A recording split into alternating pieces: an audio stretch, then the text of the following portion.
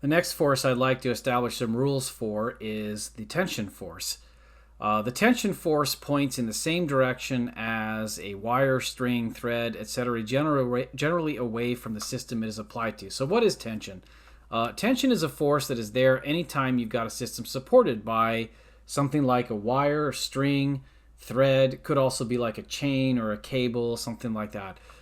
So I've drawn here as kind of an example for us to look at is maybe some ball that is suspended from the ceiling by some kind of cable or string or whatever. And if I were to draw the FBD for that, this is a relatively simple situation.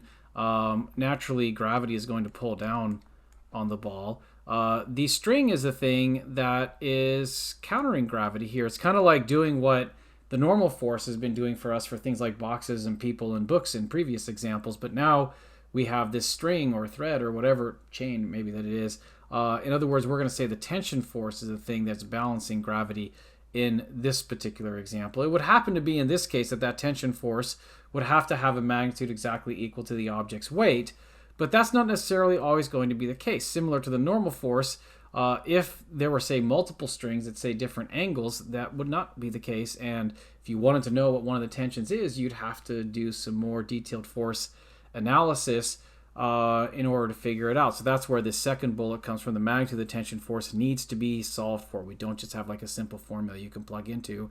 In particular, though, one of the assumptions we'd like to make often in this class, and winds up working pretty well in reality most of the time where this is applied, is that if the string carrying tension is massless or close to massless, the tension is going to be of constant magnitude throughout. So in other words, if this string doesn't contribute any mass, the amount of tension in it will be the same here as it is down here. And the reason why is because since there's no mass, you'd say like, well, how much weight is like the tension up here having to balance against? It would be no different than if you said how much weight is being balanced against down here, because the string is not contributing any mass in between there.